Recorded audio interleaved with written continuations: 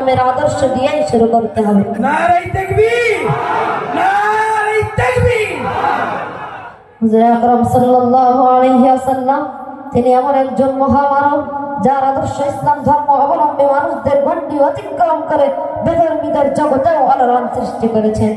শুধু তাই নয়, আজ থেকে প্রায় ১,৫০০ বছর পূর্বে গোটা পৃথিবী যখন ঘোর অন্ধকার অমনিশার কৃষ্ণ নেকাবে আচ্ছন্ন ছিল, মানব সমাজ যখন শান্তির দাবানলে দাউ দাউ করে জ্বলছিল, ঠিক এমনই একটি কঠিন যুগে আগমন করে অন্ধকারের কুজ্ঝটিকায় নিমজ্জিত মানব জাতিকে ইসলামের সুশীতল ছায়াতলে নিয়ে এসেছিলেন কেবলই তাঁর সুমহান চরিত্রের দ্বারা, যে চরিত্রের কথা স্বয়ং স্রষ্টা গ্রন্থ রাজ আল কোরআনে জানিয়েছেন, ইন্নাকা লাআলা খুলুকিন আযীম, অর্থাৎ নিশ্চয়ই আপনার আদর্শ সর্বশ্রেষ্ঠ, অর্থাৎ হে নবী আপনি উত্তম চরিত্রের উপর প্রতিষ্ঠিত। সম্মানিত শ্রোতা মণ্ডলী, হুজুর আকরাম সাল্লাল্লাহু আলাইহি ওয়াসাল্লাম তার উত্তম আদর্শের কথা তায়েফের ময়দানে দেখিয়েছিলেন। তায়েফের মাটিতে যখন তিনি কলেমার দাওয়াত দিতে গিয়েছিলেন, তায়েফের ছেলেরা হুজুর সাল্লাল্লাহু আলাইহি ওয়াসাল্লামের দিকে পাথর ছুঁড়ে ছুঁড়ে মেরে রক্তাক্ত করে দিল।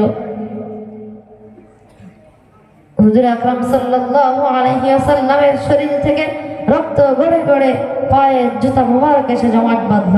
সেই সময় জিবরিল আমিন আলাইহিস সালাম এসে বললেন, ইয়া রাসূলুল্লাহ, ইয়া হাবিবাল্লাহ, হুজুর আপনি যদি আমাকে একবার হুকুম দেন, আমি জিবরাইল গোটা তায়েফবাসীকে পাহাড় চাপা দিয়ে ধ্বংস করে দিব।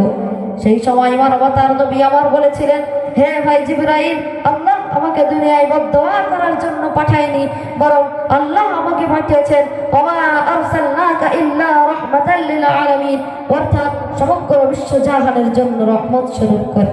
এমন আদর্শের কারণেই তো তিনি মহান। প্রিয় নবী সাল্লাল্লাহু আলাইহি ওয়াসাল্লাম তাঁর ৬৩ বছর জীবন চরিত্রে যে উত্তম অনুপম আদর্শের থিওরি মানব সমাজকে উপহার দিয়েছেন, তা শিশু, কিশোর, আবাল, বৃদ্ধা, বনিতা সকলের জন্য মডেল।